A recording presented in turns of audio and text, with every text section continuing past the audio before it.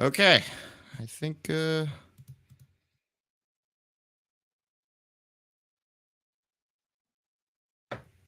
right, we are live now. So, welcome to the Papal Zouave International Podcast. Today's guest, we have Dr. John Rao. If you'd like to introduce yourself. Oh, well, it's my birthday. Oh, yes, and happy birthday. I'm so sorry. It's my birthday. No, I have been involved in this whole traditionalist counter-revolutionary movement from when I was very, very young. I was introduced into the traditionalist movement, in fact, at the very moment when the council hit and then the liturgy was changed.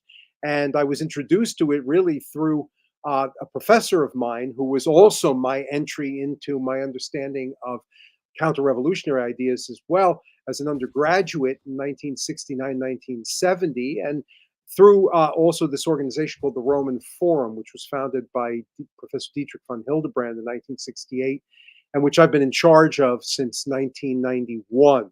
I taught at St. John's University from 1979 until 2000, the beginning of 2022. But the Roman Forum has always been the chief subject of my work and also the source of our contacts with all sorts of international organizations doing the same kind of activity. Awesome. What about some of your writings? What's kind of like the area of expertise you focus on? Well, interestingly enough, just to begin with something which is a collection of the articles that I've done. We mentioned just a minute ago, chatting before we went live, about Aruka Press, and Aruka Press is printing 7 volumes of my articles over the course of now pretty much close to 50 years. But then, in terms of major works, the one that is the biggest is the work which is called Black Legends, but which is, I think, more characterized by the subtitle, which is the war of the word with the words. In other words, the war of divine and also natural truth with sophistic word games, which is something which unfortunately our world is terribly plagued by, perhaps Yes. in its most dramatic way now. And then a book called Removing the Blindfold, which is a work which actually is perhaps most suitable as background for what we're talking about today, because it's all about the rediscovery in the 19th century by really people who are connected with the whole Catholic counter-revolutionary movement of the broad significance of the incarnation of the Word in terms of establishing the social kingship of Christ. So it's a work set that text, Removing the Blindfold, in the 19th century. And it's called Removing the Blindfold because something that many people, even who are versed in Catholic history, are not fully aware of is the fact that the 18th century, particularly the latter half of the 18th century, before the French Revolution broke out, is a period of you could even say, abandonment on the part of church authorities of the whole supernatural vision of the church in order to try to see if you could defend Christianity on natural terms alone, which is something that fits in with the whole approach of what is referred to by historians as the moderate Enlightenment, which involved people who were insistent upon not trying to defend the cause of religion on the basis of revelation, but on the basis of working with the machine of nature, and then saying that because there's such a harmony in nature and the laws of nature, that it demonstrated that there was a creator God. That doesn't necessarily have to be the Christian God, unfortunately. And then going back to the Aruka Press published a work of mine called uh, the Quest for Purification, which is about the First World War, and then everything that came about, not just as a result of the First World War, but then the post-war world, which involves certain good Catholic activities, but also a number of seductive uh, Catholics being seduced into adopting positions which are really not ultimately Catholic, and then which had an impact in at the time of the council for really dragging down the whole supernatural vision into this muck that we're dealing with now. So I think it's basically. I have a lot of what it is that I've written on a website, which is called "For the Whole Christ," which is a term taken from Saint Augustine about the mystical body of Christ. And you can find on that website something which you can't find anywhere else, which is a novel that I wrote, a rather long novel which I wrote, which basically does describe my whole world view. It can get a little racy at points. The novel, not. I shouldn't say that. That might make it sound more upsetting than it actually is. But because of the fact that it does also deal with my whole university experience, there's some language in there which people and I even have a warning about the language on the website. We should know about to begin with. So I think that pretty much gives um, a view of the whole thing. Well, you've also written a big article and did a lot of research on the Italian unification movement. Well, in fact, the Italian unification movement is extremely important to what my doctorate was about, because the doctorate was about this Jesuit journal, which is now a monstrous journal, La Civiltà Cattolica, and which fits into the rather nefarious activities of Pope Francis at the moment. But when it was created in 1850, it was a journal which was of extremely high caliber and vast importance for the whole Catholic counter-revolutionary movement. And I did my doctoral work on it because it was so intellectually high powered and was extremely important for understanding the whole broad meaning of Pius the Ninth's syllabus of errors. So I had to work with that journal from 1850 to 1870 to explain the importance of what it was that it was saying in terms of creating the syllabus of errors, helping to create it, and then explain what it was all about.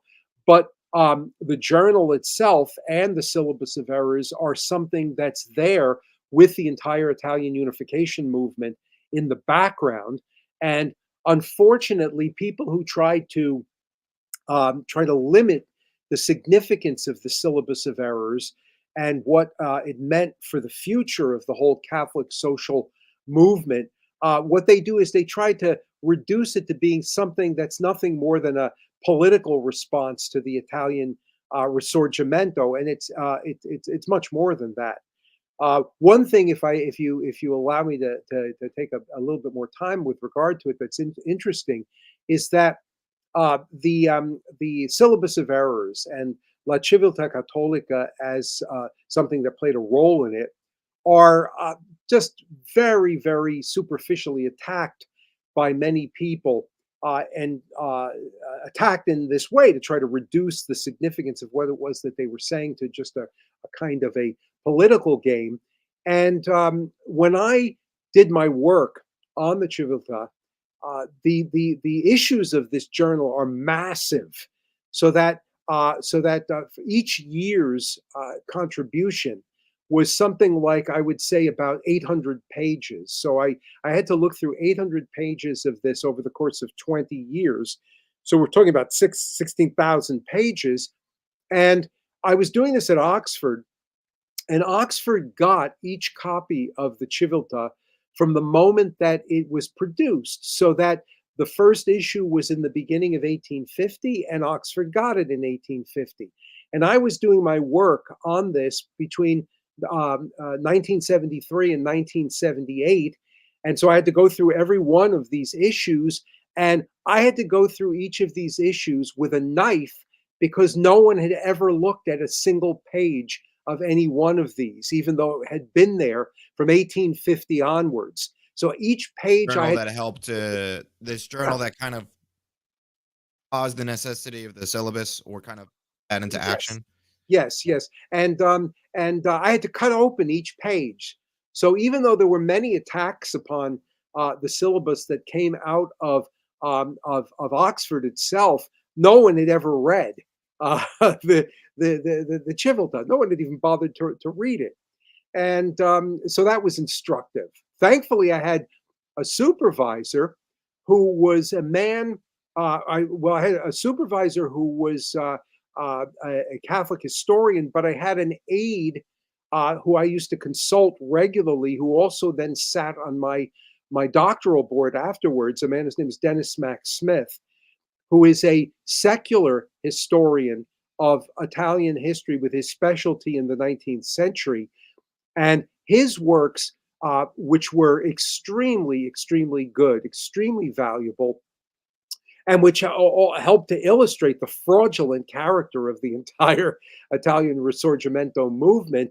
Uh, his works were very, very, I can't say just balanced, but they were immensely, immensely useful for understanding exactly what it was that the background to the religious side of the picture was. He told me from the very beginning that he knew nothing about the religious side of the picture, and yet his political works helped me to understand the religious side of the picture more than religious works of a liberal character that really didn't want to understand what it was that was happening as background to the whole thing.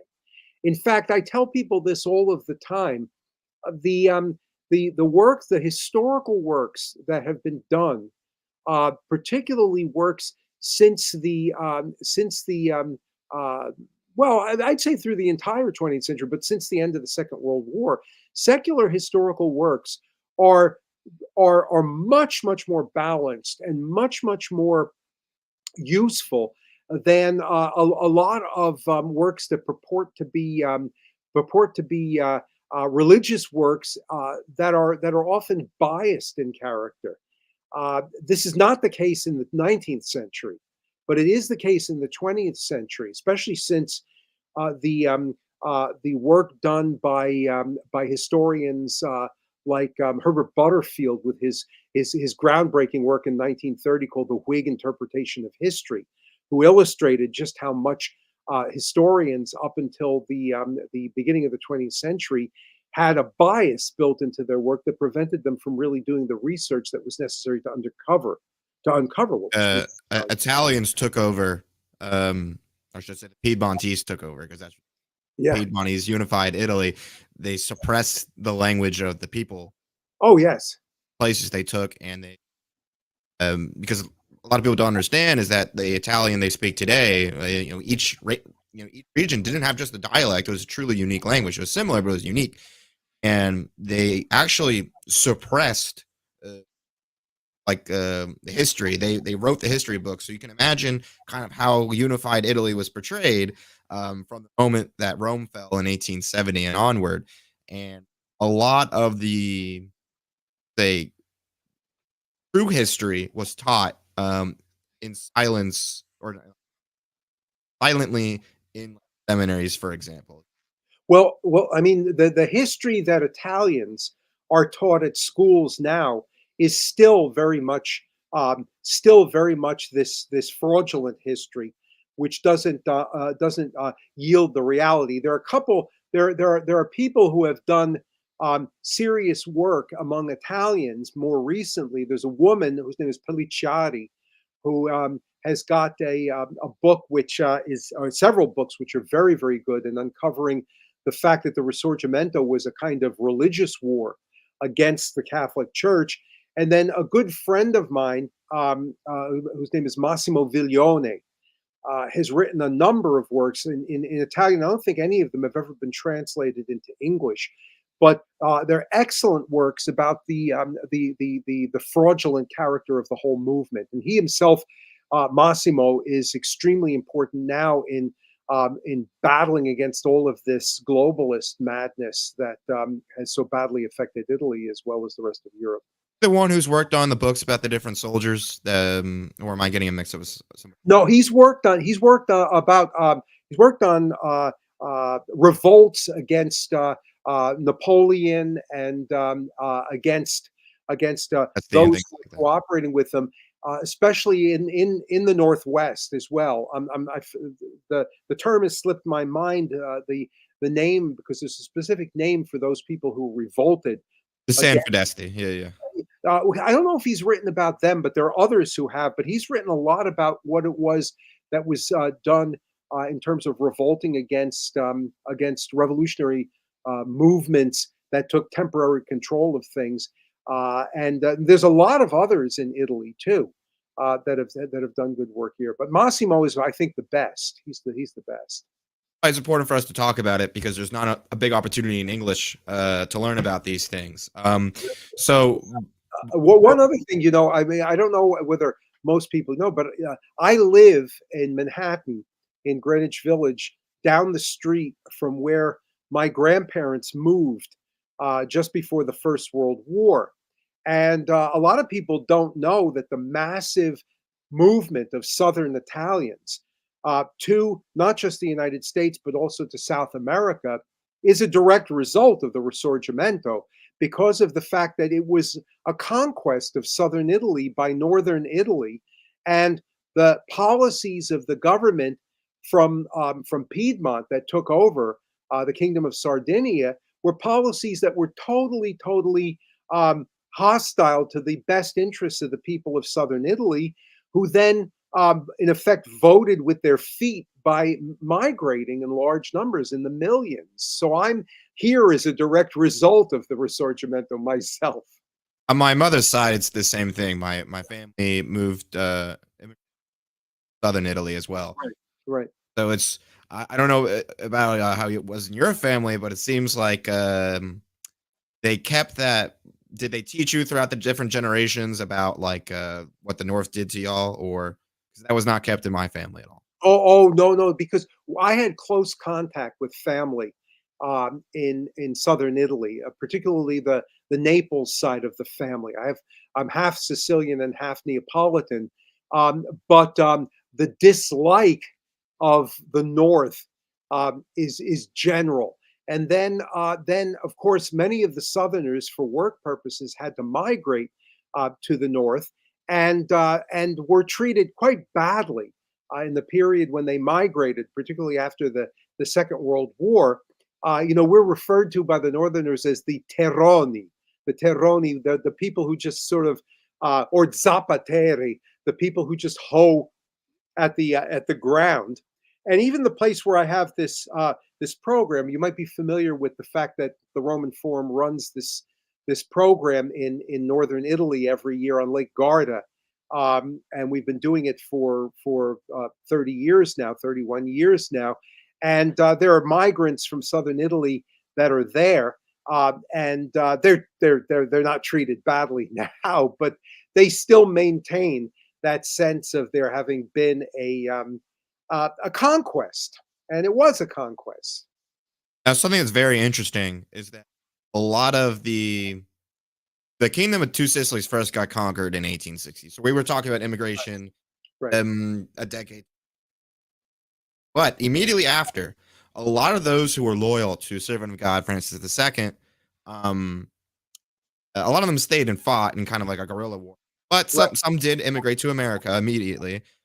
A lot of them joined the South during the Civil War and Mhm. joined the Confederacy because they heard that Garibaldi was fighting for, or at least the contingent of Garibaldians were fighting for the Union. So without really understanding probably that much about American politics, because that's for be a whole huge discussion, but without understanding much, they're like, not doing it again. I'm not gonna put up with these guys again. I'm gonna fight them.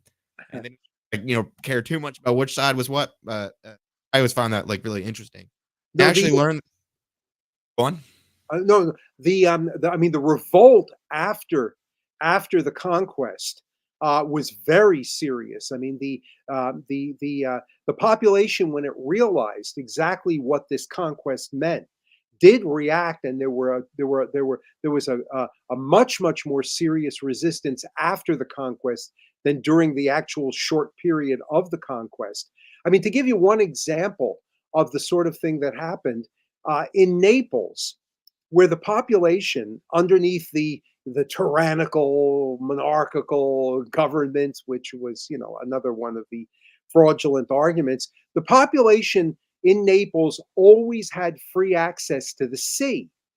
And from the sea, I mean, you get you got. I think you'd probably die if you ate some of the stuff that's there that washed on the shore now in Naples. But you had mussels, and you had things that you could gather there, and you had free access to the sea. The first thing that happened was that when they took power, given the fact that it was a government that was dedicated to these unjust liberal capitalist principles, they immediately started to parcel off and then privatize access to the sea, so that you found that it was not the same sort of system.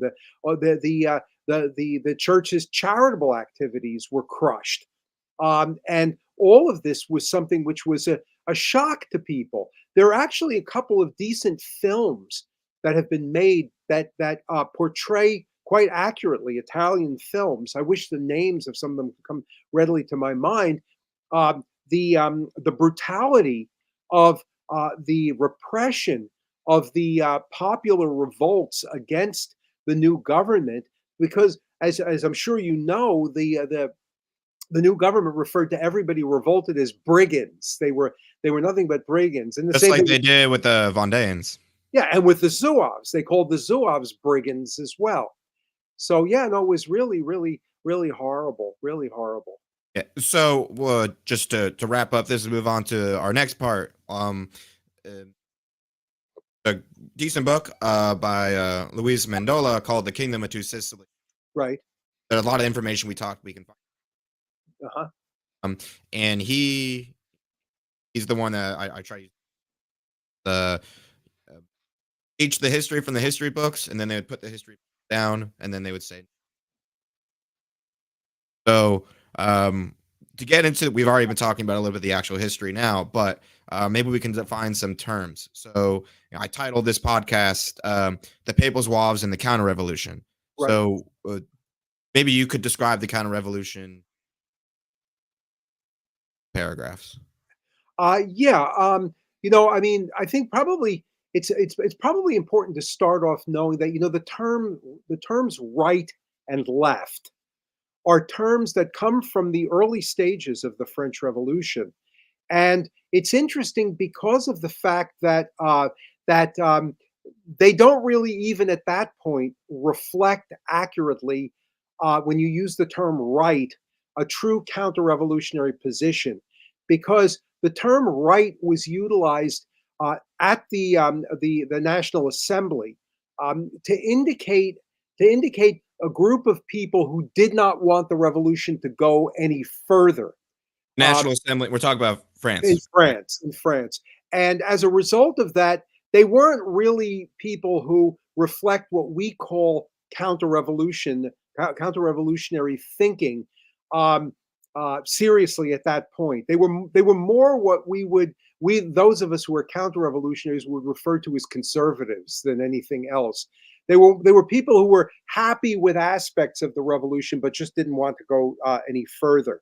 So that when you're talking about serious counter-revolutionary thought, you're talking about something that, in a kind of um, gut or instinctive way, but nevertheless utilizing terms that or ideas that are going to be a major part of what we call serious counter-revolutionary thinking. You're talking about something that does begin with the Vendée, because the Vendée is aware that there's something drastically bad that's happened here, and the spokesman, the religious spokesman for the Vendéans, to begin with, they utilize language which indicates that there is something about this whole insistence that you've ushered in a new age of freedom and love for the people that is producing the exact opposite of what it is that you claim that you're doing. But when you get into real thought that is at the base of counter-revolutionary thinking, real opposition to the revolution, in a way that's conscious of the fact that it's not just something which is reactive, but which is built upon a different set of ideas. In other words, the counter-revolution is not just something counter to what happened in the revolution. It's something which has got its own understanding of what it is that will form the basis of a good society, is something which comes with Joseph de Maistre. With Joseph de Maistre, man who comes from the kingdom of Sardinia, and who himself is a brilliant political thinker, and who understands that what you're dealing with when you're dealing with the revolution, the French Revolution, is not something that is tied to just the date 1789 alone, and it's not something that is simply reacting to what was done after 1789, but you're dealing with something which is rooted in the Enlightenment, and the Enlightenment rooted in the Protestant revolt, and then thinkers who then build on de Maistre realize that there are developments taking place even before the Protestant Reformation that are creating a whole worldview which is opposed to what it is that Christ's message is all about, what it is that the Word incarnate is all about, and what it is that Christ's kingdom is all about, in a way that makes of what we call counter-revolutionary thought the support of what more accurately in the 19th century begins to be talked about as the social kingship of Christ. Now, de Maistre himself is not, strictly speaking, a religious thinker, but he makes this point as well, that the whole war that is being fought by the revolution has the Enlightenment behind it and the Protestant Reformation behind it, and all of it is a war against the Word incarnate and what the Word incarnate means for our life on earth, in order to prepare out of nature a cradle which will help us to be able more effectively to do what we need to do on the earth in order to be able to reach eternal life with God. Now, go on. No, it is true that de Maistre and de Maistre's thought is responsible also for building up a counter-revolutionary movement, which is more narrow in character and which does see its mission as being something that involves fighting specifically against what it is that happened in the French Revolution in 1789 and then was spread by Napoleon throughout the rest of Europe, and is more reactive in its narrowness politically. So is de Maistre like a secular figure, but was more on this right camp? But de Maistre is a figure who is insistent that anything that is going to fight the revolution has got to be rooted in the Catholic Church and the broader vision of the Catholic Church. But there are many people who were influenced by de Maistre, because he is also a political thinker, who are not necessarily going to share that full vision, but who are very, very much aware of their debt to de Maistre. So that there is, and in the book that I wrote called Removing the Blindfold, I indicate that there are people who are convinced that what really needs to be done to fight the revolution is basically to fight the political changes that overthrew the legitimate monarchies that were in power in 1789, and then at the time of the Napoleonic Wars, just restore them.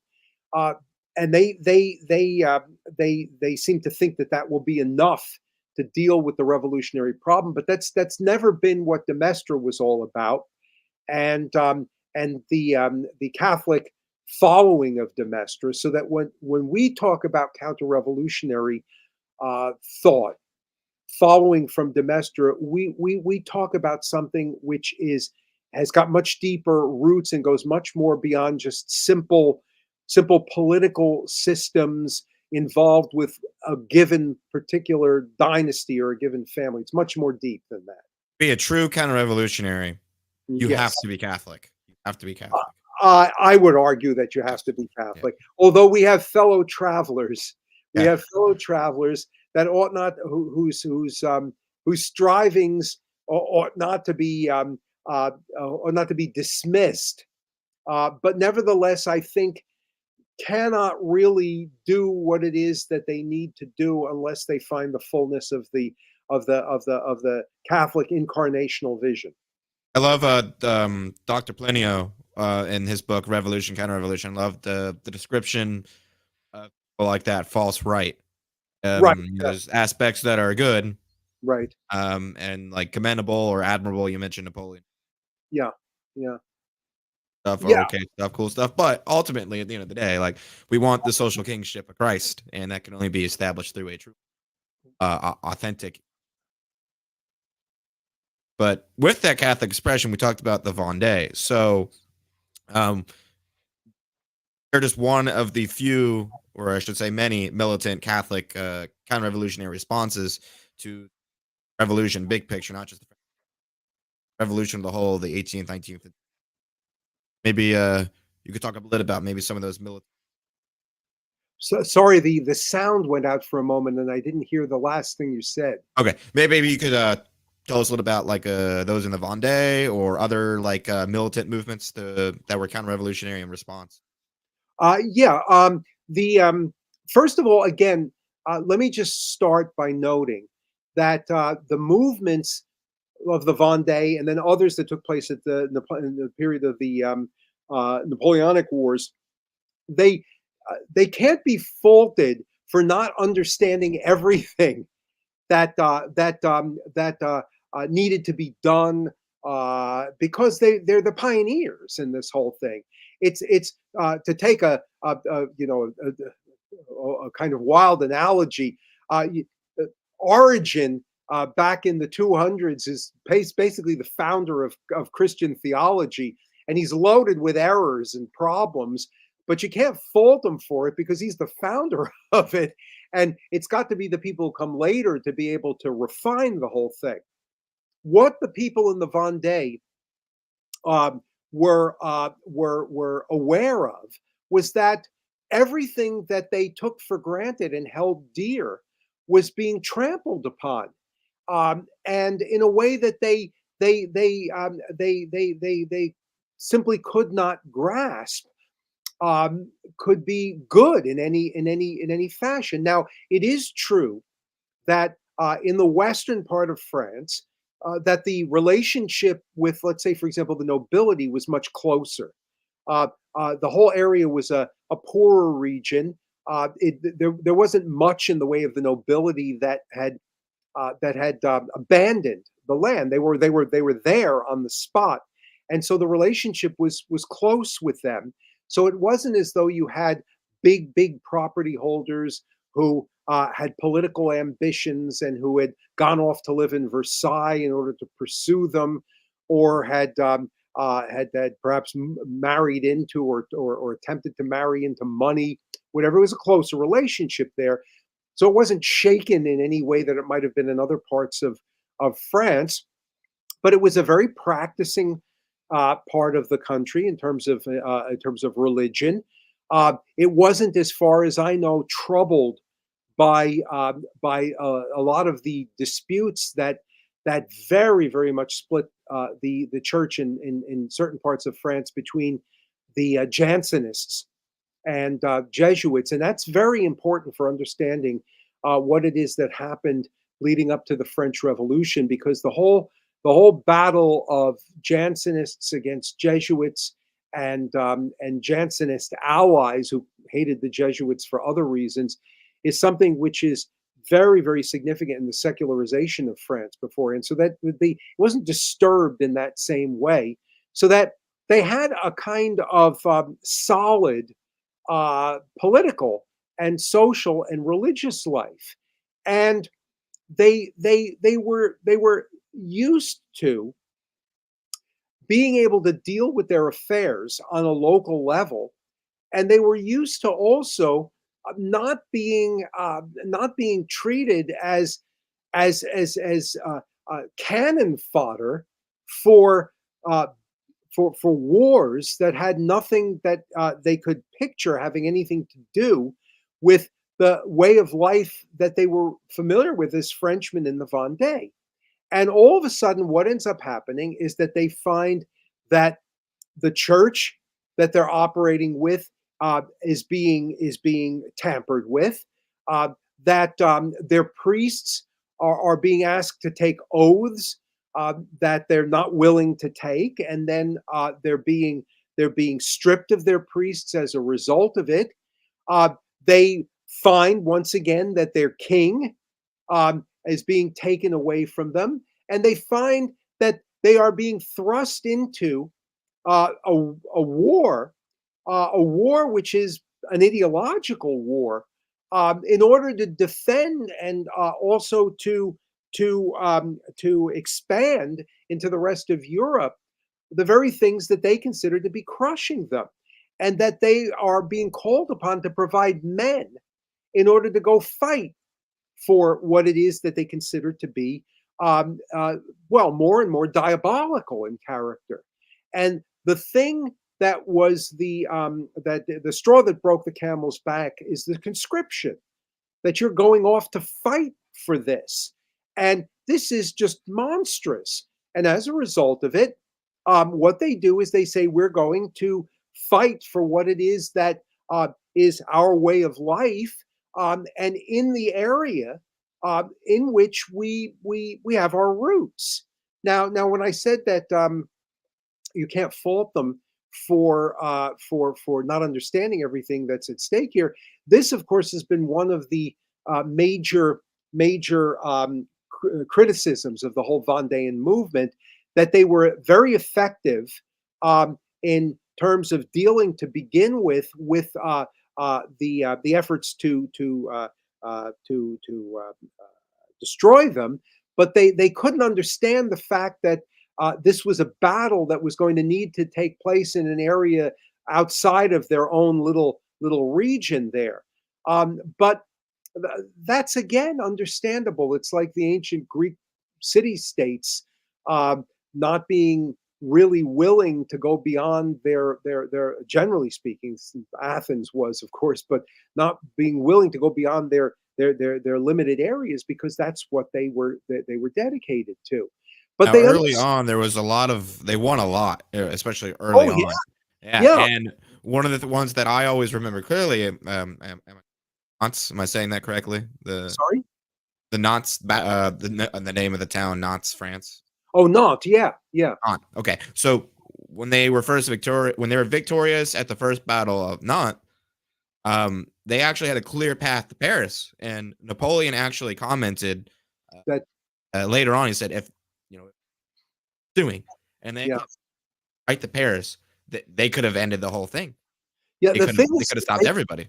they didn't think in those terms. They didn't think in those terms.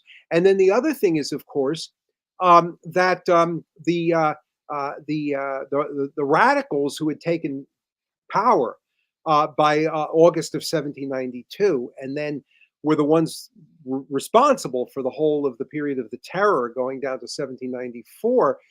They, like revolutionaries, leftist revolutionaries, right down through to the present day, they are favored by the fact that they are willing to do anything to support what it is that to support their cause.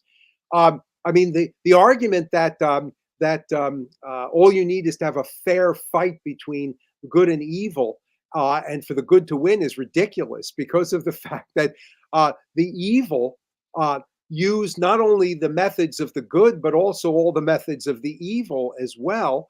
And when you study when you look at the decrees of the Republic that were issued, and the instructions given to the army that was sent to really pursue the destruction of the Vendéans, who really did want to just stay in their own limited area, they were told that that absolutely anything that they wanted to do, they could do in order to crush this revolt, because this fits into the whole political vision that the radicals, the Jacobins, taking from a man like Jean-Jacques Rousseau, were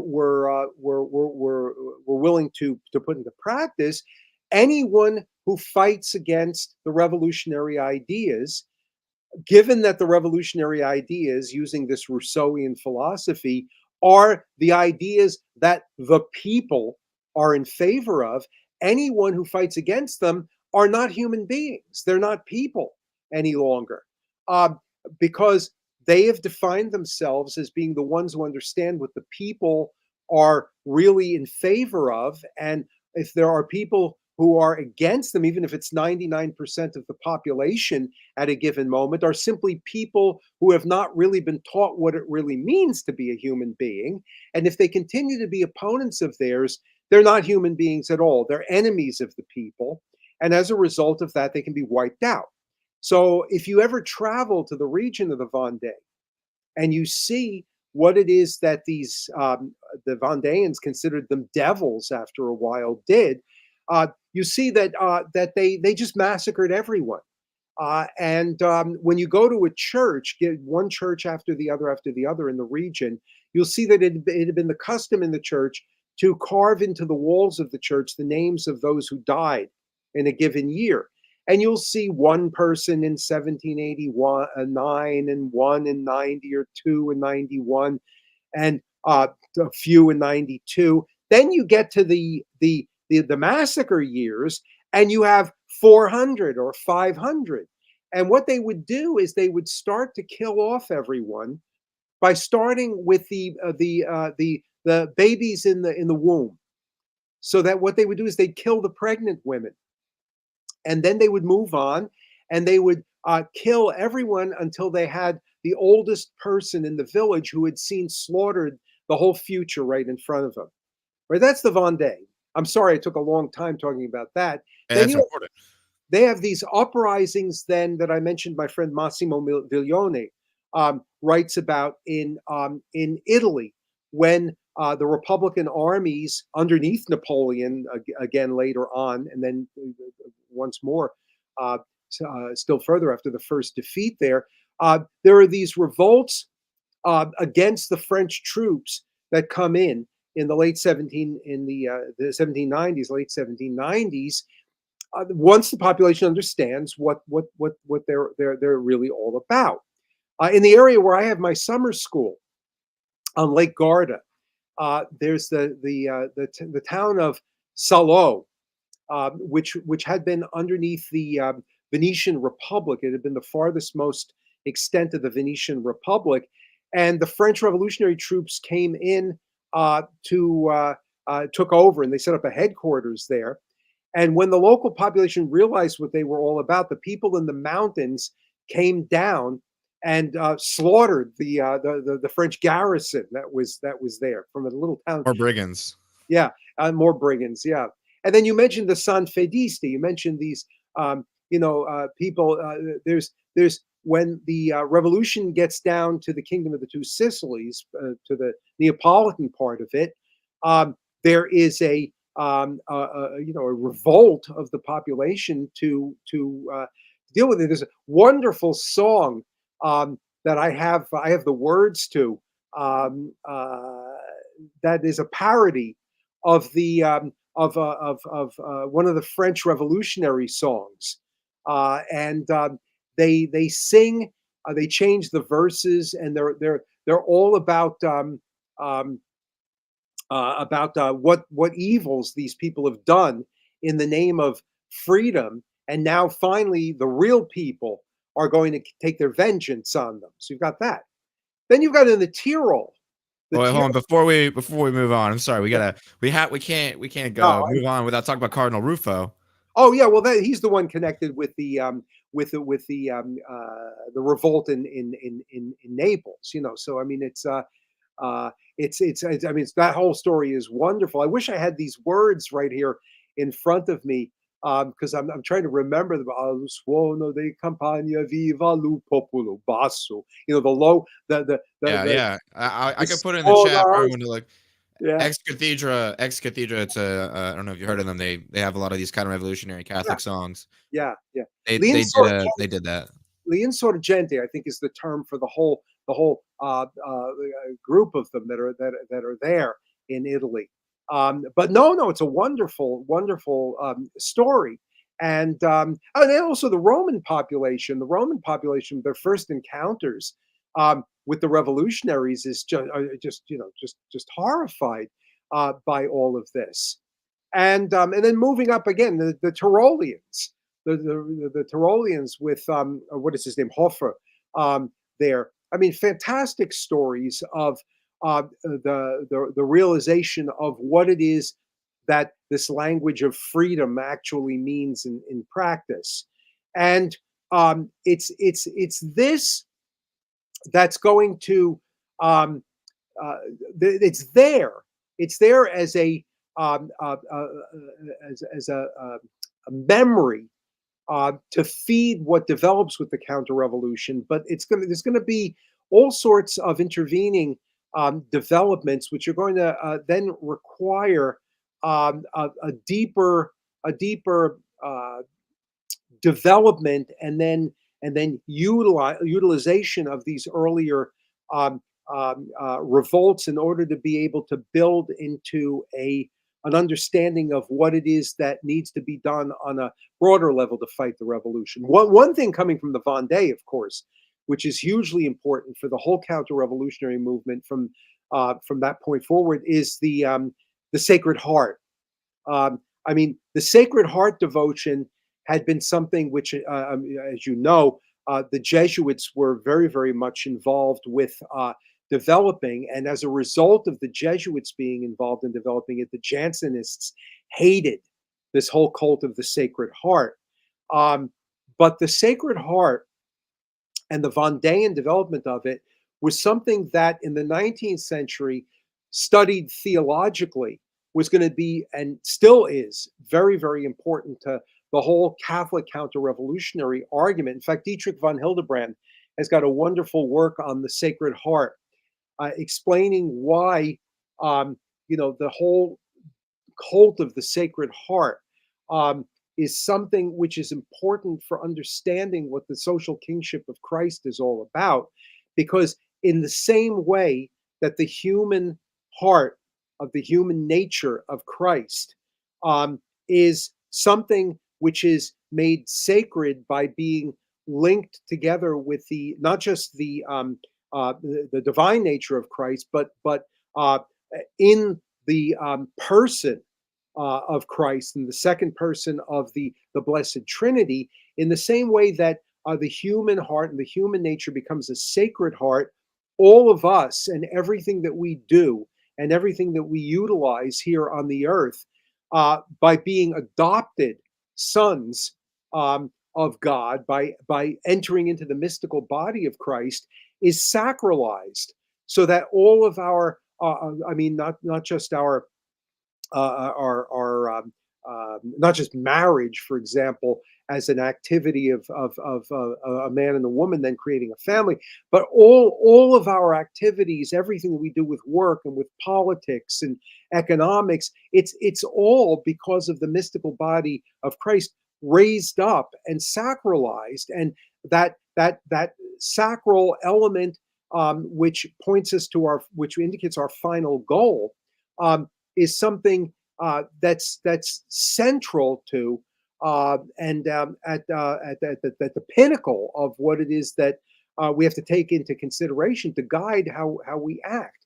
So, say the Sacred Heart and the cult of the Sacred Heart, from the Vendée right down through to the present, are just indispensable. One of my favorite stories about the Sacred Heart, one of my favorite devotions of it, really popularized in the Vendée, but with Zouaves, there's a story or a art pendant that his mother had given him. Uh-huh. He was shot, but he got stuck in this heart patch. Right. And Pius IX from that point started and he started promoting the devotion even more. So among the Zouave unit, most of the Zouaves underneath their bolero, their jacket, had a patch heart that said, "Halt, the heart of Jesus is here." Right. Well, of course, and of course, one of the greatest of the Zouaves is Athanase Charette, the grandnephew of the great Charette from the Vendée. And then when after September 20th, in 1870, he went back to France. I'm sure you know, he went back to France and then fought for the rest of the Franco-Prussian War, and then they had their Sacred Heart volunteers there, and he himself became a central figure in maintaining the whole Zouave devotion afterwards. You say how did you say the first name again? Athanase. I pronounced it. I'm American. Oh, here. Same thing. Mr. Cool was saying he likes to say Zouave, not Zouave.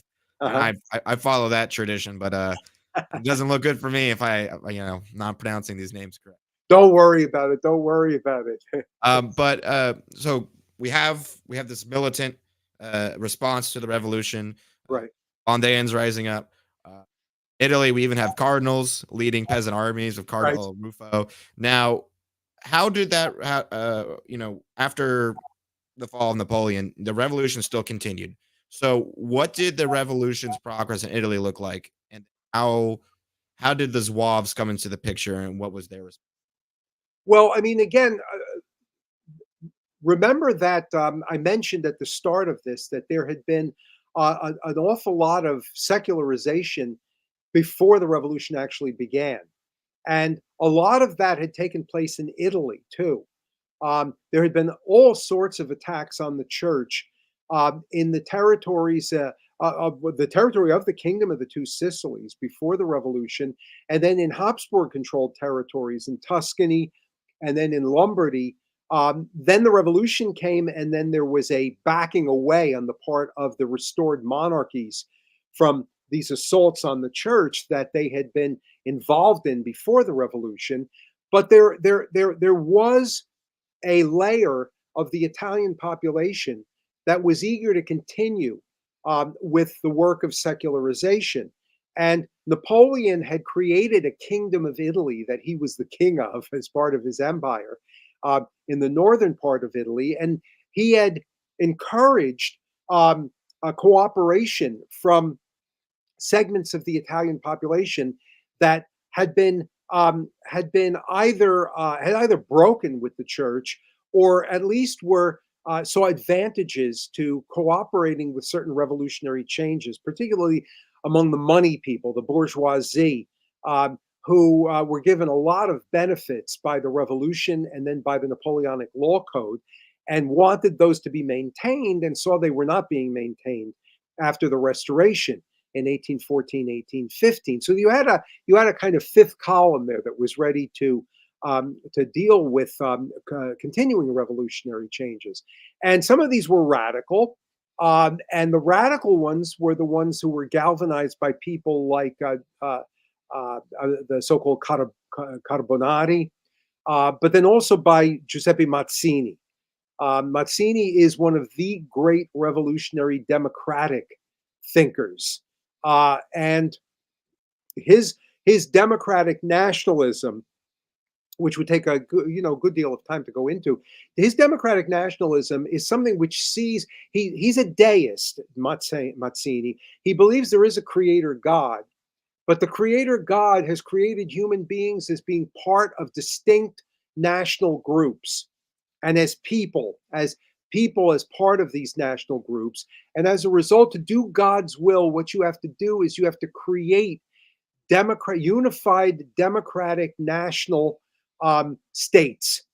And what is those people who want to do what's good in God's will have to do everything that's necessary to create a unified democratic national state. And those people who are blocking any of these efforts are those who are enemies of God and enemies and defenders of evil.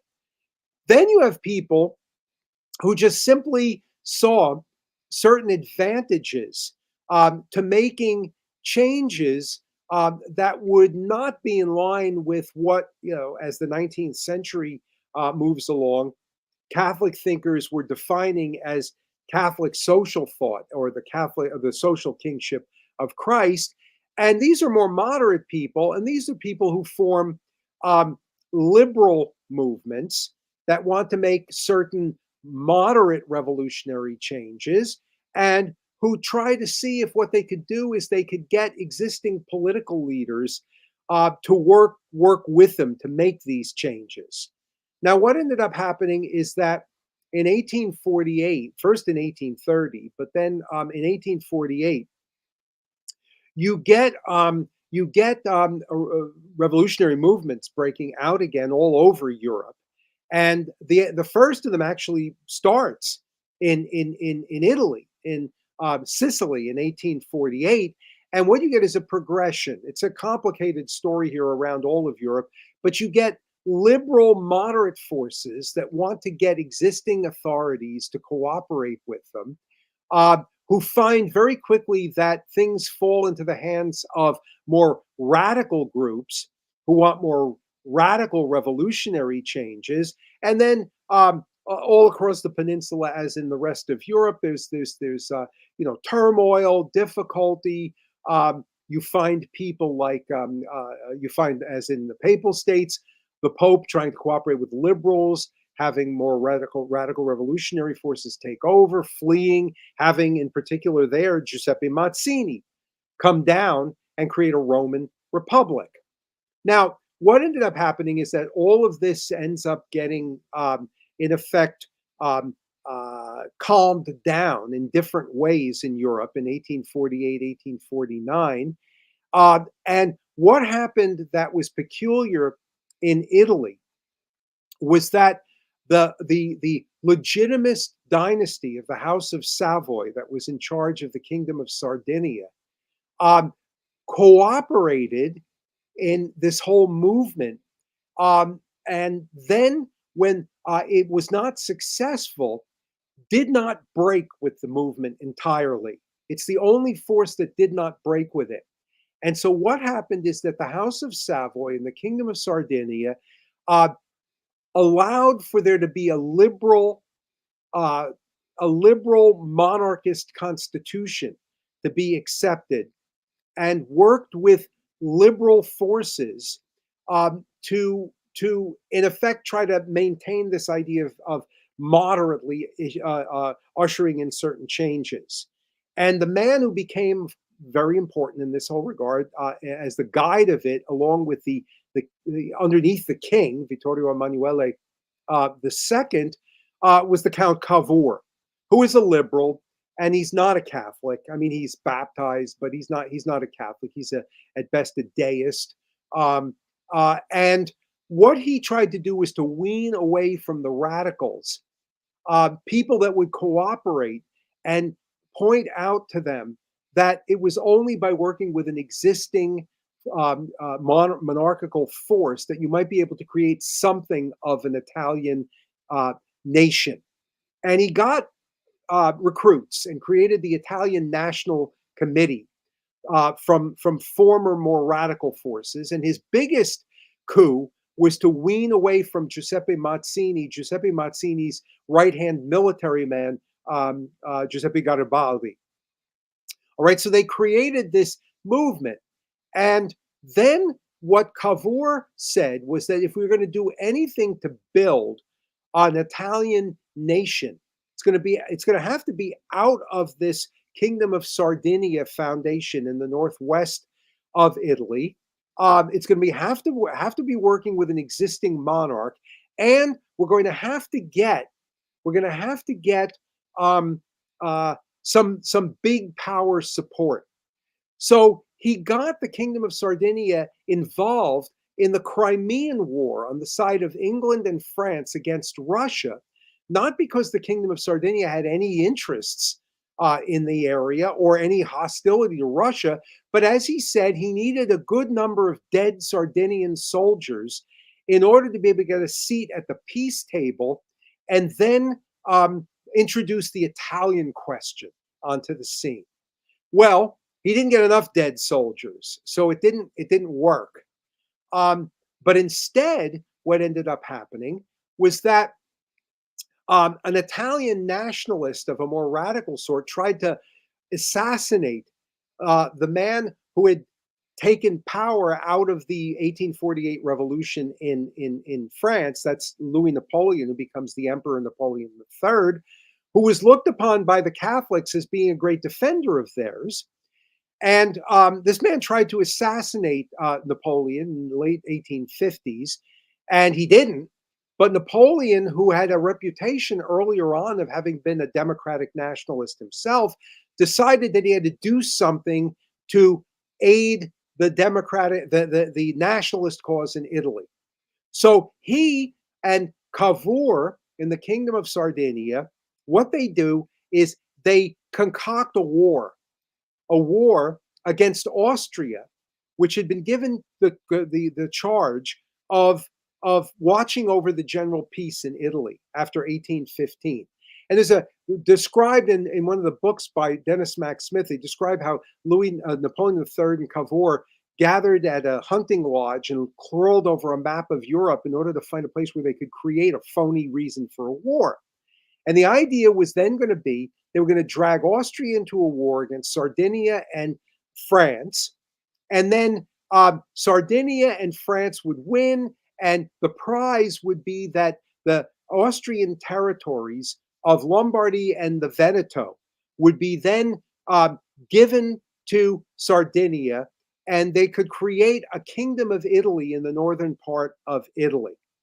But Cavour had his Italian National Committee people that he worked with, and they had more radical ideas.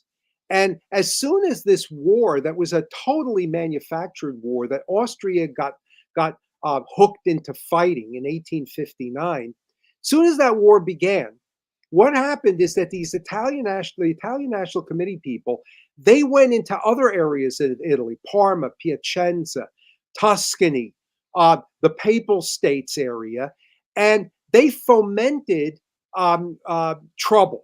They fomented trouble. And they claimed when the trouble that they fomented broke out, and these areas had tiny little armies that couldn't do really much of anything except parade, they claimed that the disturbances showed how the population was yearning to be free. And Cavour, who worked together with these people, then sent Sardinian troops into places like Tuscany and Parma and Piacenza in order to deal with the violence that his own people had created, which they claimed proved that the rulers of these areas could not deal with or were eager to squelch because they were tyrants. Then, I don't know if you're following all, then Napoleon III was so angry that the Sardinians were doing what they were not supposed to be doing, while the French were fighting the Austrians.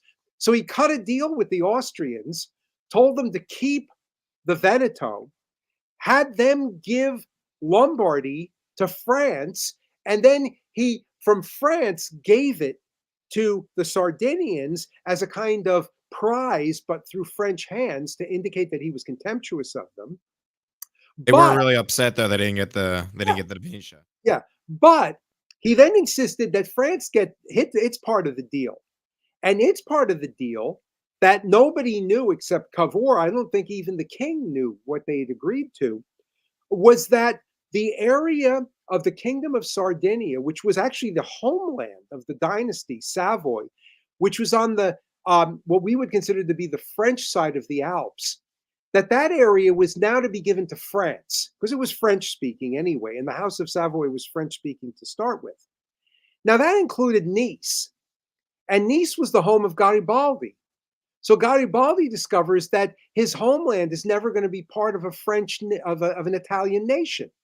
So now Garibaldi, who had been cooperating with all of this, got angry, and he said, I'm going my own route. So he attacks the Kingdom of the Two Sicilies. In 1860, he goes down to Sicily and attacks there. And that means that you've got a big problem coming up, because he's now declared that he's going to go down a more radical route. Now, what is this going to be? Well, I think it's important to clarify, though, that, wasn't like a amicable or like an agreement. No. He would do it. However, he had their support. Well, you know what? They're like, we're all right. We're going to help you. Well, you know what they did? What Cavour did was Cavour was worried about what the French and the British were going to say. Because the French were irritated with him by this time like mad. So he said he sent the Sardinian army, navy, after Garibaldi, and he said, stay a distance. He said, if the French and the British navies look like they're going to do something to stop them, you go there first and you stop them first. But if they don't do anything, then you let them land. You let them land. Then the question was going to be, what's he going to do? Well, he goes through Sicily, enters into southern Italy. They wanted to see what he was going to pose as when he marched upward. Was he going to pose now as the radical Mazzinian, creating a democratic Italy, or was he going to still be the supporter of Vittorio Emanuele? And troops from the Sardinian troops from the northwestern part of the country were sent down to meet him. And when he comes up there and meets them, he hands over everything that he has won to Vittorio Emanuele II. All right, he hands it all over to him. Now, this is what sets up the whole situation. This business in 1859, 1860 for what ended up being the reinvigoration of the Papal Army and the Zouaves. All right, because while all of this is going on, 1859, 1860, what ended up happening is that one of the Pope's aides, this rather flamboyant Monsignor, Xavier de Merode, who is from an extremely important Belgian noble family. His sister is married to Charles de Montalembert, who's the head of the liberal Catholics in France. Xavier de Merode had been a military man before he became a priest. And he says, we need to build up we have to beef up the Papal Army. The Secretary of State, Cardinal Antonelli, didn't think this was a good idea at all. But the Pope was won over by it. And de Merode managed to recruit a hero of the French conquest of Algeria, General de la Morosière, to come and take over as the leader of a reinvigorated Papal army. There were, I think, something like 600 men in the Papal army, and they only liked to parade around if the weather was good. But that was about it. And they send out a call for recruits, and there's going to be a huge response to this call for recruits, and an army is then reinvigorated, but unfortunately, it's going to be put to the test before it could possibly really be whipped into shape, because you've got all these other events I just discussed taking place, and you've got the army of the Sardinian Kingdom of Sardinia on the continent moving in, claiming to want to help to put down disturbances which the Italian National Committee, which is working for the Kingdom of Sardinia, causes inside territories of the Papal States. You have this army poised there to come in, supposedly as a friend of the Pope, to deal with disturbances, but the Pope knows what the reality is.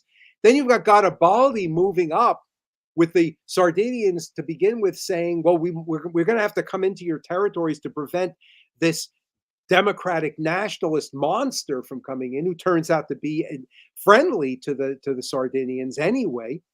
And then the army's going to come in. The army's going to come in, and all of its lies about why it's being sent in are understood by the Pope, but it comes into the territories of Umbria and then the Marches. Here to save you from yourselves. We were here to save you. You don't even know it, but we're here to save you. Yeah, to save you from yourselves. To save you from yourselves. I mean, it's the whole language of the revolution over and over again. The people need to be saved, and they'll thank you. They'll thank their saviors, once they understand or have been killed by them. So we have this the Papal army being strengthened. Yes. Being reinvigorated, right? Response to the revolution. So we saw the clear buildup of the revolution really getting its footing on day and fighting against it, and then we right. Yes, and Zouaves and the other soldiers that were recruited, because there were other. They're not Zouaves yet. I mean, this is the Franco-Belgian battalion. Yes, yeah. But the large numbers coming from areas where they're going to come from in large numbers, Irishmen, Frenchmen, Dutchmen. Ultimately, the Dutch are going to be the biggest of the recruits, but there's from everywhere. But then they're forced to go off and fight, and then there's this horrible Castelfidardo, this disaster in September of 1860. And they just were not ready. And this is a professional army. I mean, the army of the House of Savoy is an old army, and it's I forget how many of them, but it's large numbers of soldiers that come pouring in, and it's a disaster. It's a disaster. Two-thirds of the Franco-Belgian battalion got they were either killed or unable to fight. Butchered. And then de la Morcière goes back to France. I mean, he always follows the cause. After that, he dies, I think, in 1865. I forget the year, but he dies before the end of the Papal. Yeah, but before that, because they were September Convention in 1844, and they're finding about it. And them finding out about it, the Papal States in 1865. The Papal Army it was used as a promoting tool, and a lot of people from across Europe, a lot of something might happen soon. So that's when La Morcière wanted to come back from the self-imposed right before that could happen. So the soldiers of this battle were considered martyrs. Yes, a lot of them were very revered. But then what happened is that de Moreau does not lose heart, and the Pope does not lose heart. But then the head of the sharpshooter, the Vicomte de Bec de Livière, he's the one now who's going to be at the root of creating now what becomes known as the Papal Zouaves, and to give them their distinctive uniform, which is something taken from this Algerian force in the French army that is, quite exotic. And de Moreau likes the idea. So would you say that this their fight, or like their inspiration, like what was the impact from like the Vendée and these other revolts? Like, how can we like connect or trace them to it? Well, no, you see, the thing is that by the time you get to the 1860s, the sense of what you're fighting for in Catholic circles is much, much, much more clear. It's much, much more advanced, because you've gone through all of these developments of in the period after 1815 in France, of what is called the development of the Catholic Party. And you get Catholic journals, and you get a sense of a Catholic movement being founded. And in the German world, especially from 1848 onwards, is filled. The German world had great thinkers before, Catholic thinkers before 1848, but from 1848 onwards, one of the side effects of the 1848 revolutions was to allow for a lot more freedom in the whole of the German Catholic world to develop organizations that could fight politically and socially for Catholic causes. And in Spain, you have some great thinkers who were developing. And in Italy, with this journal, the Civiltà Cattolica, you've got a much, much clearer sense of what the whole battle is, and how the Vendée fit in the battle, and how the battle of various forces in places like Austria against Napoleon fit into the battle. And it's all been, in a sense, mobilized by large numbers of journals and prelates and organizations. It's much, much more a kind of international movement with a sense of how all of these people were the original inspirations for what they were doing here now. And so the fact that there's a Charette who comes and joins now as well is something which is really significant. Now, Charette was Bec de Livière knew that there was time needed to try to form and train these people. Uh, but de Merode wanted it to be used, early on very quickly in a way that was problematic, and so he and Bec d'Olivier had a falling out, and Bec d'Olivier could not really stay in charge of the Zouaves that he was created.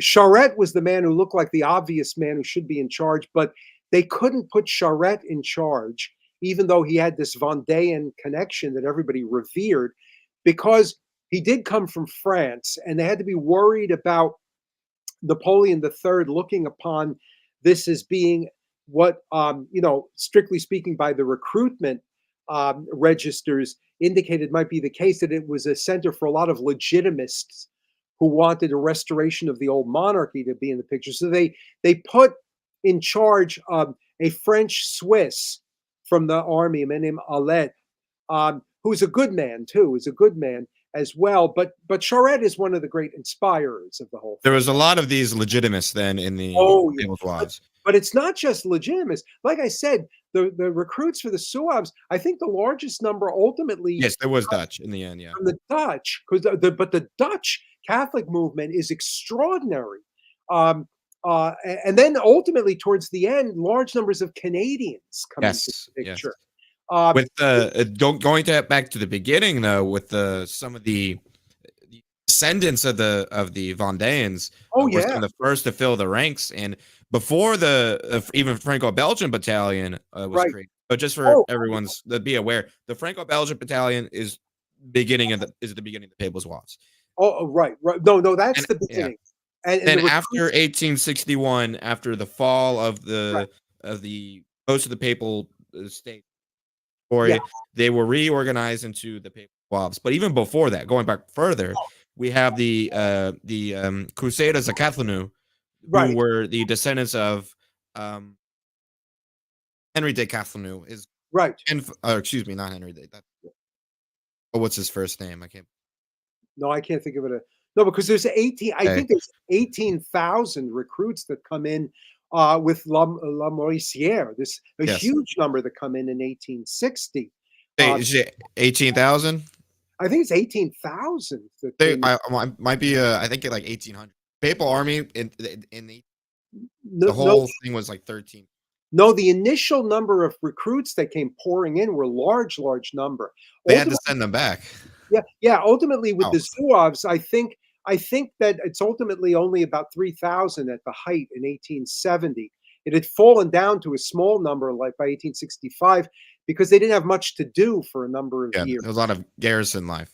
Yeah, but they won a lot of they won a great deal of love on the part of the population in the patrimony of St. Peter, what was left of it, because they did great work in cholera epidemics at the time, and the religious fervor of the Zouaves in particular, in that period after 1861, was very strong. I think it's something like I think ultimately something like 100 of the Zouaves become missionaries. There are 5 bishops.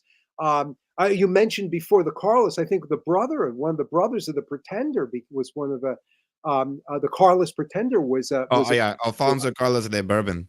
yeah, yeah, So yeah. So, yes, this is a good opportunity to talk about that then. So we have the revolution. The fight has been brought now to the states, and now it's more organized as a whole. The counter-revolution. right, So in right, response, we have all these faithful Catholics from across Christendom come in. So we have like the ancestors of Jacques de Catholic, of Francois de Charette. We have their ancestors coming to fight. right, We have faithful Germans coming. Uh, right, the faithful in Spain, Alfonso Carlos de right. brother, the rightful king of Spain. So unfortunately, ended up losing September 20th, 1870. Rome fell. But how then after that? So they're unsuccessful in this air fight, but they continued the national. It doesn't stop. We're still fighting. The fight between the counter-revolution and the revolution is still going on today. Oh no, no, no. But not only that, but I mean, some of the most effective victories were run by people who were inspired by these men. Let's go back to the Dutch again, for example. The the uh, the people who were there were some of them who were outside of Rome who were captured, who were not shipped by sea out of Italy, and they were treated really brutally. The ones that were captured outside of Rome, and some of them actually were sent without any kind of equipment out of the country and walked barefooted back to their homes. And the Dutch who came back were treated like heroes. They were treated like heroes. Now, the Dutch, and the Dutch and the Belgian Catholic movement are absolutely, absolutely extraordinary, and get stronger and stronger in the 1870s and in the 1880s. And they were two of the most victorious of the Catholic movements in late 19th century Europe and the first half of the 20th century. It's interesting. The Dutch Catholic movement, which was led by a priest, they worked hand in hand with one of the most extraordinary Protestant movements that's led by a man named Kuyper. I forget what his first name is. Kuyper. He was a pastor. He founded the Anti-Revolutionary Party, Protestant in the Kingdom of Holland. And Bit of a conundrum, but yeah, no, but you should read the things that Kuyper says. He worked very closely together with the Catholics. He said there is not 1 inch of the world that is not underneath the kingship of Christ. And the party, the union of these forces, very much inspired and the Catholic side by the Zouaves and the whole movement in the Papal Army, and then the ones in Belgium, they won a victory against the liberals in the 1870s and basically controlled Belgium and Holland right down through to the Second World War. And it's we're talking about political victory, right? We're not talking about the no, but not a militant victory. No, but political victories, political victories in a way that kept this militant idea of what the Catholic movement was all about. Really, kept it very seriously in their hearts. You probably know that Charette, who kept up the fraternal side of the whole movement. He kind of disappointed the papacy because he married a Protestant. Yes. He married a Protestant. That wasn't looked upon too favorably. They eventually, though, she converted in the end. Did convert in the end. They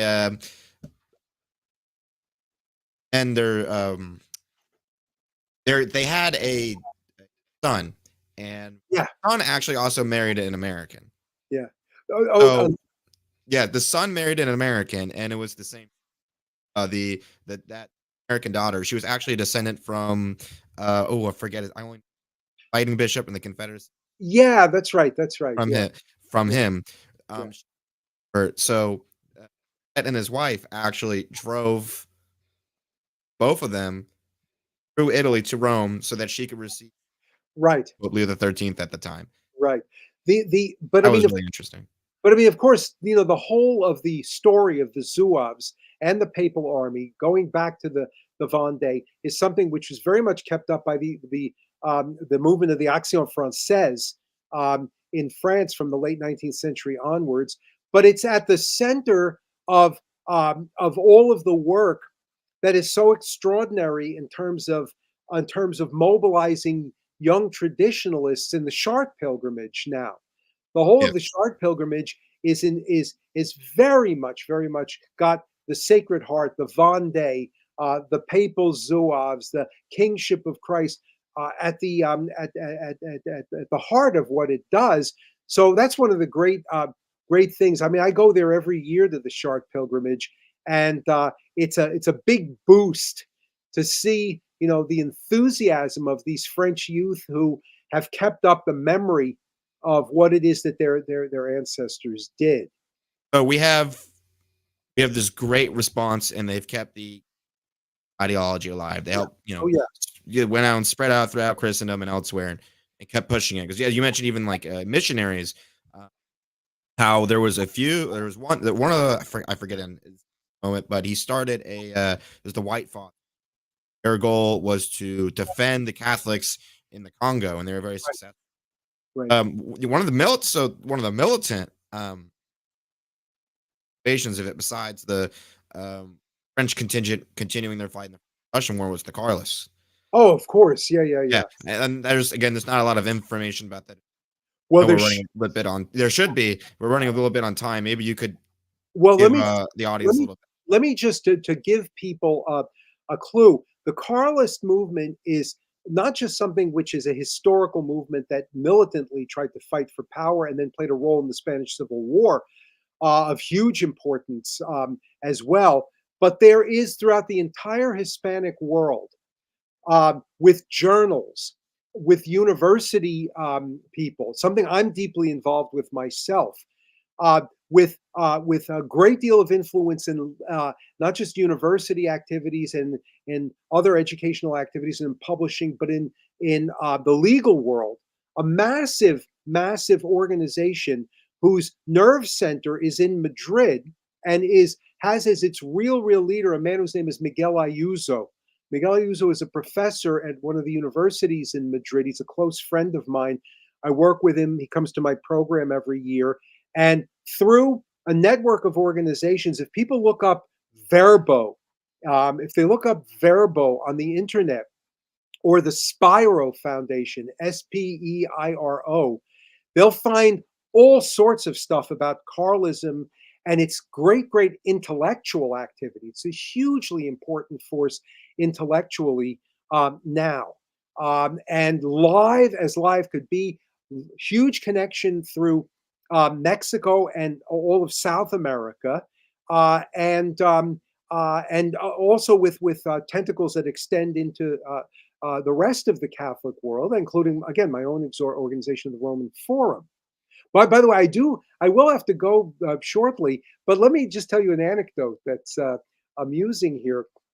There's a place in Trastevere in Rome, one of the most loyal sections, by the way, of papal Rome, begging for arms to be given to it on the 19th of September to fight against against their liberators coming in.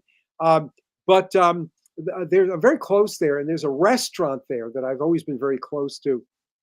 It doesn't exist anymore; it's been sold now.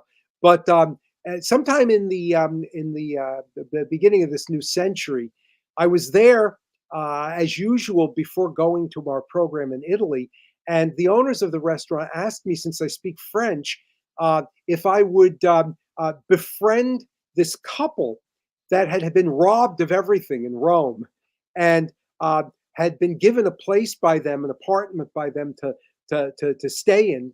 Oh no, they were living in an apartment. That's right, that they'd rented from them, but they were keeping them going until all of their credit cards and everything could be restored. So I sat down to dinner with them and I introduced myself, and I asked them their name, and their surname was Charette. Oh, Their really? surname was Charette, and they were descendants of Athanase. They were Oh, descendants of Athanase. And so they knew, of course, the whole story of the Papal Zouaves, and were quite proud of their heritage in that regard as well. so Um, their ancestor got robbed in Rome, and then they did too. So they have that also in common. well put, extremely well put. All right, I'm sorry I do have to break, but I do owe it to my friends and my wife to celebrate my birthday. So No, I understand. Happy birthday. We'll talk about the car list another time. We'll definitely have to have you oh, back good, on. good. Well, I hope this was of help. Oh, definitely. Again, the whole point of this for my audience, just in case, but the fight against the revolution, it's not just Right. the French Revolution. That's it. The No. revolution is a ongoing, continuous thing. It doesn't stop. Oh, But there's and we're at the it's climax of it now.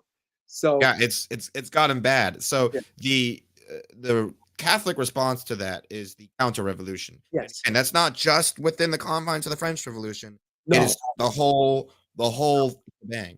So no, it's going with the Vendée, their fight against it, which Italy, but there's still other responses to it, as Dr. and And by the way, I think it's extremely significant that as weak as we are and seem to be in the midst of this current madness that we're fighting against the globalists, which is also a counter-revolutionary battle against the revolution. I find it very interesting how it gets more and more clear that the enemy that's identified by the revolutionaries are the Catholics, are the Catholics. And I find it a very, very great encouragement that in the midst of our seeming weakness, we were even invited to have a traditional Catholic Latin Mass celebrated in the Capitol on the anniversary of the discovery of the FBI trying to find out what we're up to. Yeah, that was pretty crazy. My camera died on me. Give me one moment, please. All right, we're what might be time to call it. Yep. Oh, here we go. But anyway, Okay. really quick. Yeah. Anyway, really quick. The finish up. But yes, that was crazy about the capital. Yeah. But again, so there was uprisings in Italy, popular these uprisings, Yep. these revolutionary forces that came in, Yep. and then have the Zouaves come in. All these they left the Catholics left such a positive impression. Like this we have a counter-revolutionary thought. We have to fight for our Catholic heritage, our rights, and that was came to a head with the Papal Zouaves from all over Christendom, Right. and then even after, as Dr. Raos went out in different ways, and with the Right. Carlists, we didn't get to it, but even that was militant when you Right. had a contingent of Papal Zouaves come in, and his brother of the rightful king, Alfonso Carlos de Bourbon, started his own Zouave battalion made up of a lot. Right. And again, I would urge people to look up the name of my friend Massimo Viglione, Viglione, and you'll find people who follow and cherish their memory and do great work in that regard now. Well, on that note, I got to take off. Yes, I understand. Okay, thank you so much. I really Thank you. appreciate it. Okay, thanks a Yep, lot. have you on audience soon. Okay, thanks a lot. Bye bye. Okay, so that was Dr. Rao. So thank you for bearing with us for the stream, even through some difficulty issues. Like I mentioned, the struggle against the struggle against the revolution continues. 19th century anymore. Us isn't like the Papal Zouaves in the sense that they had it, but nonetheless they're the enemy